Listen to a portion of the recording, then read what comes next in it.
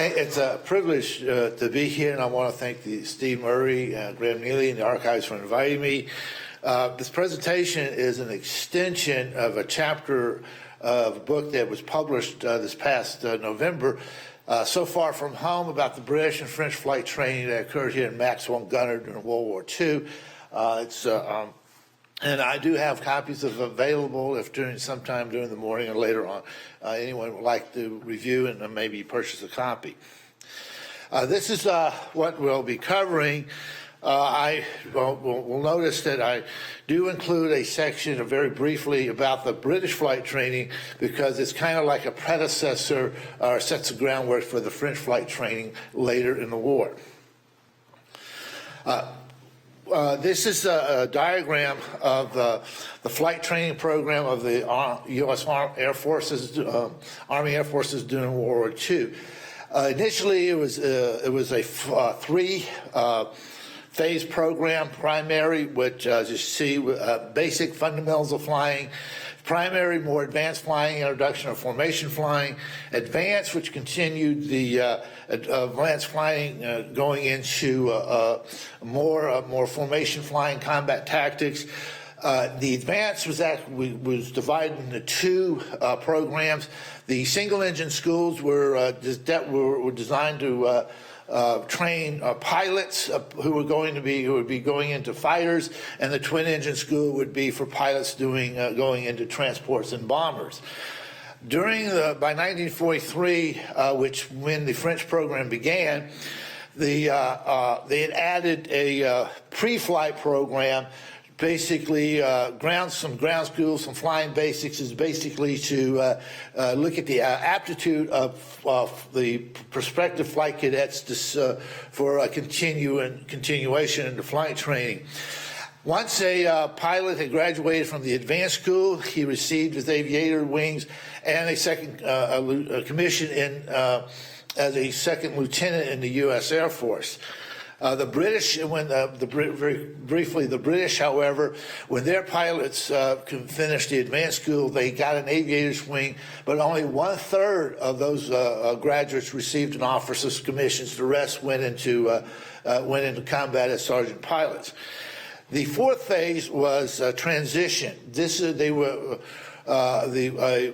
lieutenant with his aviator's wings would go into a flight training on a specific type of airplane. For example, if they were going to fly a P-51, they would be at a transition school for learning how to fly the P-51.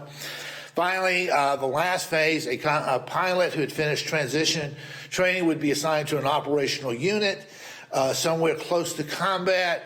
The operational unit would allow the pilot to fly around with them in non-combat areas until they were comfortable flying with the unit, and after several weeks would be then brought into combat. Just some basics. I wanted to cover a little bit about the origins of the flight training program. Army Air Forces flight training program began with the surrender of France, and as we know, Britain stood alone. The fall of 1940, Britain was fighting the Battle of Britain and did not have pilots, aircraft, or airfields for flight training. Basically, essentially everything had to be in Britain was being utilized to defend the country against the German Air Force. U.S. neutrality laws prevented us from directly becoming involved. But Roosevelt understood the need that Europe, dominated by the Nazis, impinged on U.S. national security. So he's trying to figure out how he could help the Brits, but yet still technically remain neutral. And that's how he came up with the idea of the Lend-Lease Act. Many of us hopefully have heard about the analogy that this is how he broached it to the American population. If your neighbor's house is on fire, you would lend him your garden hose to help him put out the fire. When the fire was put out, he would return the garden hose. Well, Roosevelt knew that much of the military equipment that we would provide to these countries would not be returned because obviously it's going to be destroyed or damaged in combat, but that was the analogy. And he sold the idea in his Arsenal of Democracy fireside speech in late December 1940. The Lend-Lease Act passed Congress by the following March, and Harry Hopkins, special assistant to Roosevelt, went to Britain to find out what the British military needed under Lend-Lease. When Hopkins returned with this long laundry list of items, Roosevelt realized he really needed some military experts to go to Britain to figure more specifics. Chief of the Army Air Corps, General Henry Hap Arnold, was part of that military delegation, and while he was there for a couple of weeks assessing the air needs, the aircraft needs for Britain, Arnold offered to provide 1/3 of Army Air Force flight training facilities for the training of the British. Now, the British at the time had a number of programs. May have heard of Clayton Knight, where they were recruiting American pilots who has specific certain amount of flight training, and then they would eventually they would go to Canada and join the Royal Canadian Air Force, and then be sent to Britain for combat. The Royal Air Force also contracted with 6 civilian schools here in the United States, and by the end of the war had trained nearly 7,000. The Air Force also trained RAF cadets as navigators at Pan Am's Navigator School in Coral Gables, Florida, training about 1,700. The big plan here was called the Arnold Scheme. That's where Arnold offered up training facilities.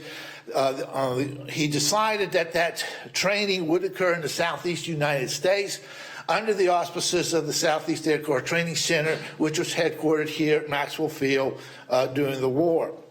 By the end of the war, the Southeast Air Corps Training Center, later Eastern Flying Training Command, had over 100 flight schools all across the southeast United States and the southern parts of some of our Midwestern states, and trained over 100,000 cadets, including a large number of international cadets.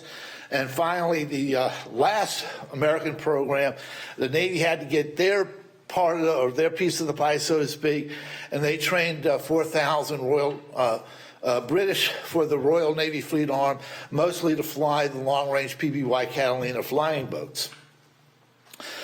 This diagram, this chart shows where the flight schools were, which were involved in the Arnold Plan. You can see they were all in Alabama, Florida, and Georgia. And the reason I show this because some of these flight schools which trained British between June 1941 and February 1943, when the plan was terminated, also were used to train French flight cadets starting in June 1943. Pictures of the training aircraft. The Stearman PT-15 Cadet was the basic trainer used in the Phase 1 school, the basic training school from 1934 throughout World War II. The Vultee BT-13 Valiant was ironically called the Vibrator because apparently it shook a lot when it was in flight, was the primary trainer for the primary school. During the World War II gunner field had a primary school, and they trained both American, French, and British.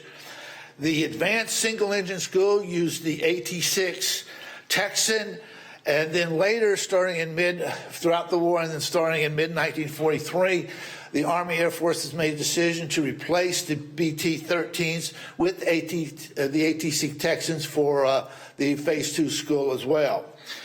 The reason, and then finally, I show the training version of the B-25 Mitchell because for the French flight training program, we would end up equipping some of the Free French squadrons in North Africa with A-26 Marauders and B-25 medium bombers, and so we used the training version of the B-25 at the advanced twin-engine school for a number of the French cadets who would come to the United States for flight training.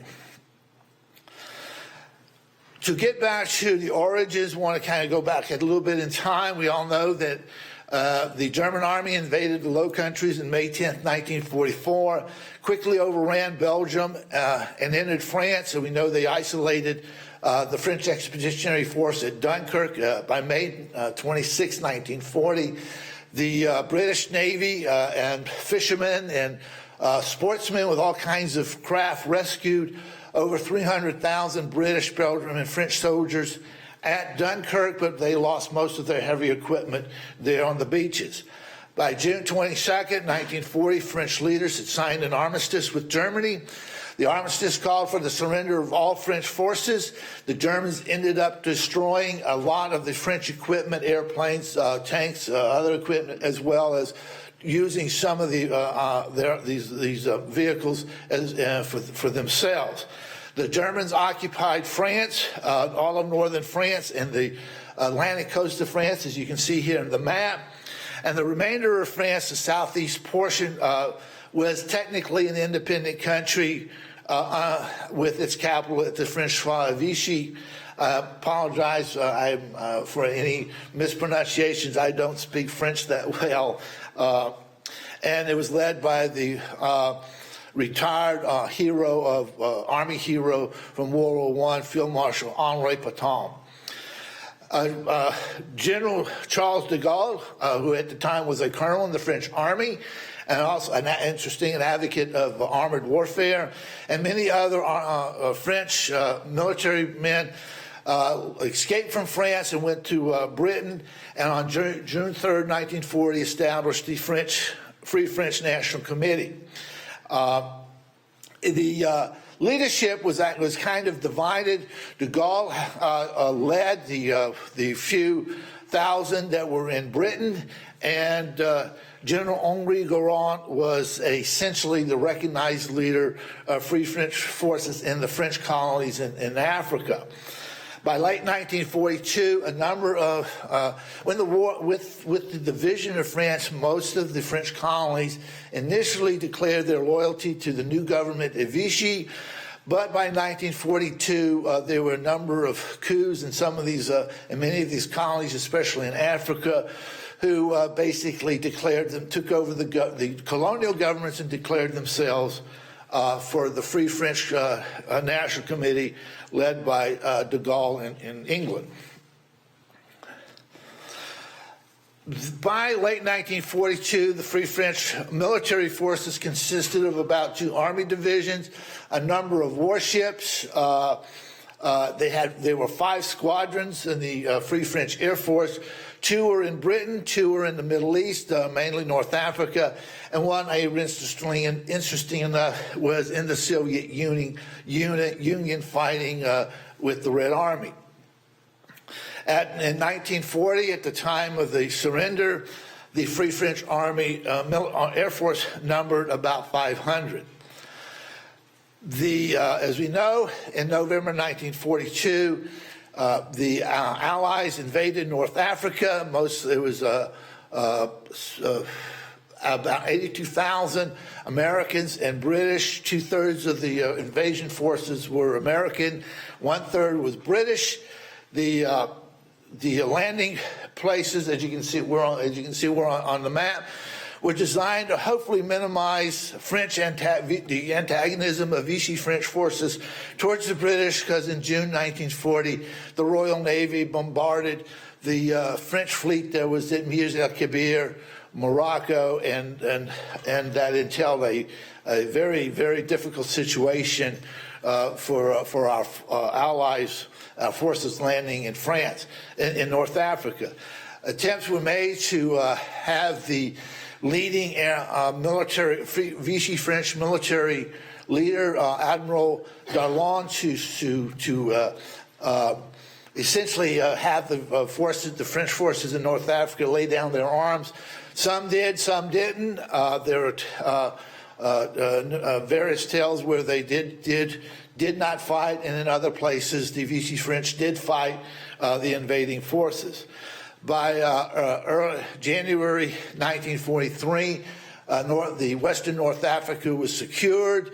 The British Eighth Army, starting after the Battle of El Alamein in western Egypt in November 1942, were advancing westward, and so by May 12, 1943, the remaining German Axis forces, German and Italian forces in North Africa, surrendered to the Allies in Tunisia. By this time, the Americans under Lieutenant General Carl Toohey Spaatz had been working with the various nascent units of the Free French Air Force in North Africa. Again, the growth of the air forces by 1943, it produced 9 fighter groups in North Africa and Britain. Again, there was 1 in the Soviet Union, 6 bomber groups, 1 transport group, with about 14,000 total, including the enlisted mechanics and armorers and so on, about 1,500 pilots. This Air Force, the French Air Force, had about 800 French and British aircraft. Many of them were obsolete in terms of modern combat, and would be eventually replaced by U.S. aircraft under Lend-Lease. General Spaatz authorized the establishment of several French flight schools in North Africa by June 1943, realizing that these would be insufficient to train insufficient numbers of French cadets.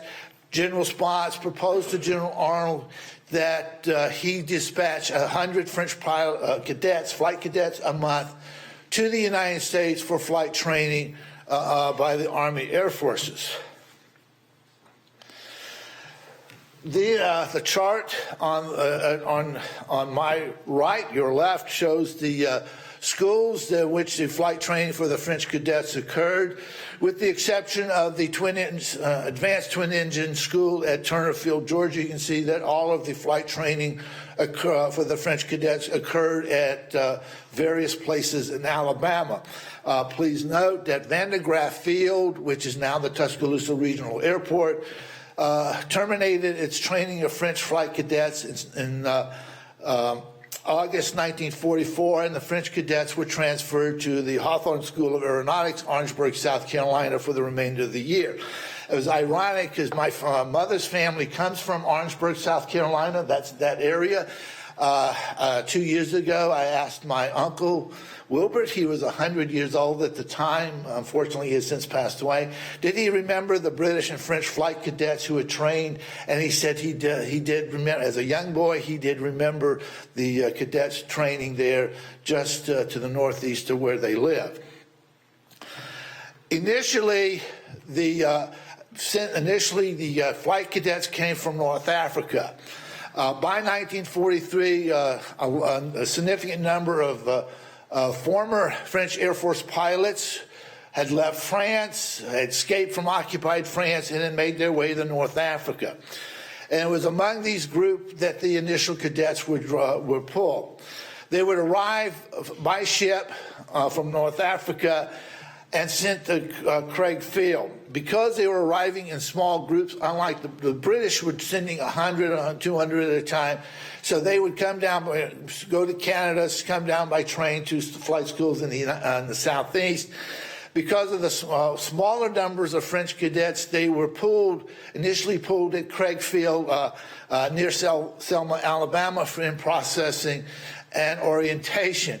In the initial months of the flight training program that began in June 1943, they were kind of sitting around doing nothing for a couple of weeks while they gathered enough, up to 100, to be dispatched to a flight school. The Army Air Force decided that instead of having them sitting around doing nothing and collecting pay, that they initiated a pre-flight school, which included some basics into flying and ground school type things, and then some orientation to American culture, geography, history, and so on.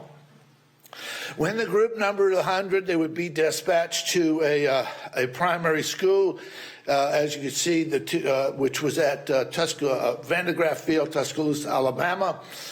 The graduates of the primary school would then go to the basic school, the Phase 2 school here at Gunner Field.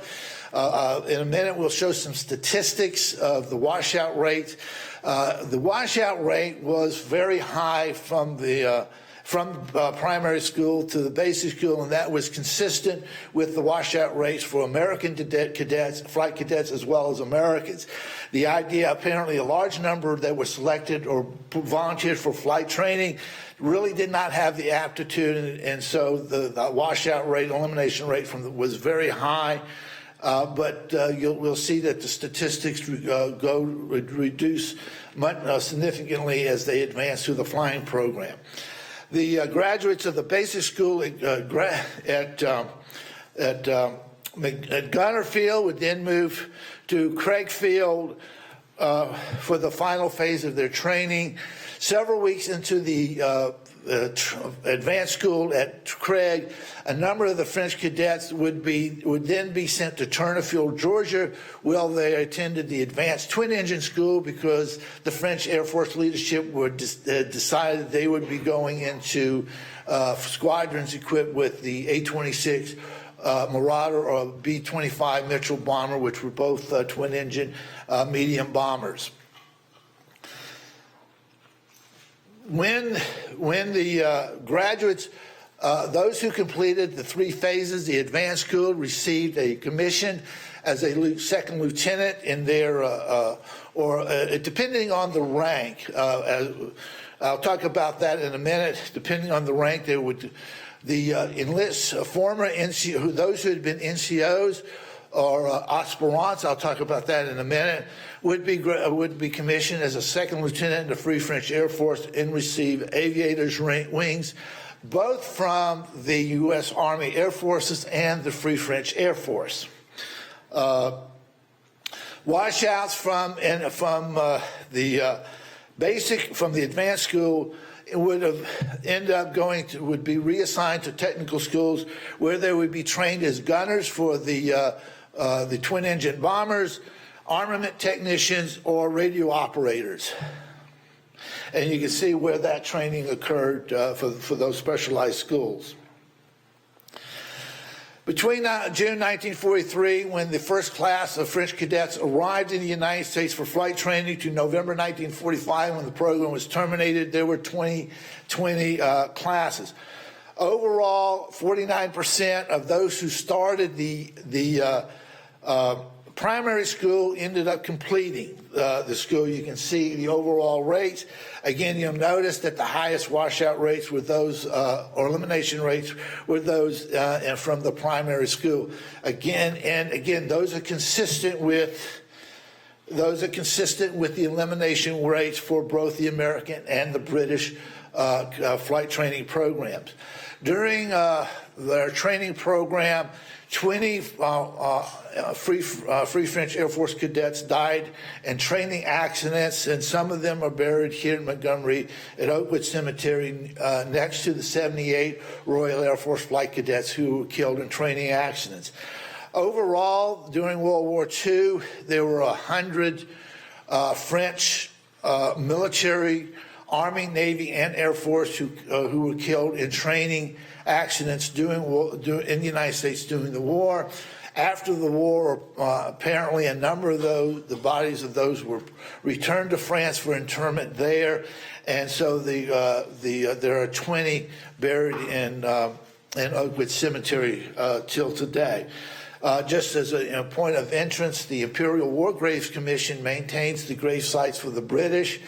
And the French government in the early 1980s contracted with the landscaping company that's a landscaping company in Birmingham, Alabama, which maintains the British grave sites. Also, they contracted with them to maintain the French grave sites. And if you've ever been there, it's really very impressive, very pretty, and in a way kind of sad to stand in front of the grave sites of our allies. Some of the problems that occurred during the period of the Free French flight training, the biggest problem was language. Virtually none of the French cadets spoke English. And although the Army Air Forces scoured the Southeast flight schools for French-speaking flight instructors, there were not enough. Those who did speak French, many of them had learned classical French in high school or college, so while the French might have been good, it was not sufficient to to maintain. Some of them came from Louisiana, that although it's French, it's Acadian French and not French. They also were in a constant process of translating flight manuals because, again, translating from one language to another language, you have the problem of idioms and technical terms that do not translate literally. The big issue was the actual flight instructions. Flight instructors had developed a system of hand gestures for the flight, where the flight instructor would motion with fingers, and then the student would follow through. There were a number of other issues, as you can see here. One of them, again, was although many of the cadets were already lieutenants, some of them were NCOs, and some were aspirants. An aspirant, the best equivalent that I could come up is an officer cadet of a military academy here in the United States.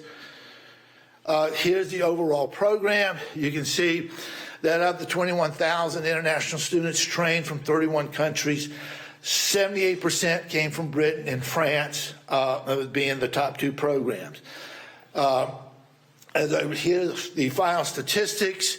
The best guess from some statistical data I was able to find, at the end of World War II, approximately 50% of the pilots in the Free French Air Force were Army Air Force graduates. The assumption is a large number of these probably stayed in the service. Thus, the post-war French Air Force predominantly were Army Air Force graduates. They predecessed the larger, much important program that came after the war with U.S. military services, training and educating members of allied militaries. It also demonstrated a need for orientation and sponsor programs for the international students, and most importantly, demonstrate a requirement that for students coming from non-English speaking countries, it was a requirement that they have a sufficient command of English as part of the selection process prior to coming to the United States for a military training or education program. That is the end of my presentation. I hope you find it interesting. If anyone is interested, I do have copies of my book available with me for sale, and you can get a hold of me sometime between the break or during lunch this morning.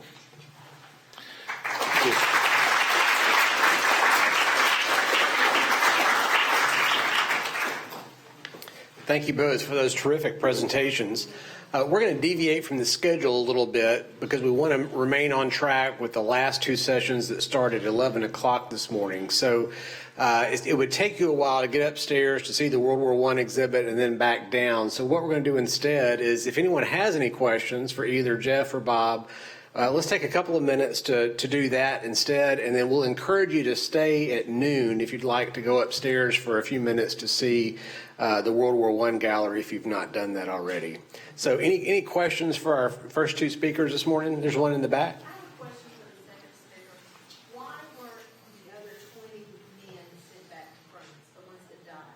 Why they I don't know. I didn't know if the French government would provide or the family had to provide money to send us back. I have in the research that I've been able to do, I haven't been able to figure that out. I probably believe it was a family decision to have the remains of their loved one returned for burial in France, more than a decision of the French government, since there are still some 20 of those here over the country. I've got a question too. Piggybacking on your question, I have been under the impression that it wasn't until Vietnam that there was universal repatriation of remains. If you died on foreign soil, you were buried on foreign soil. Is that correct, or do I have it wrong? I don't have the specific knowledge of that. I know, again, we do have large numbers of military cemeteries overseas, and I presume that because of the large number of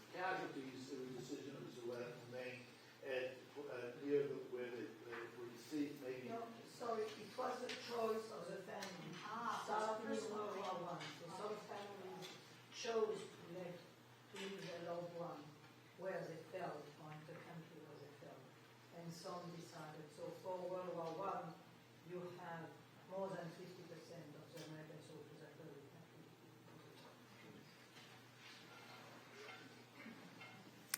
Any other questions?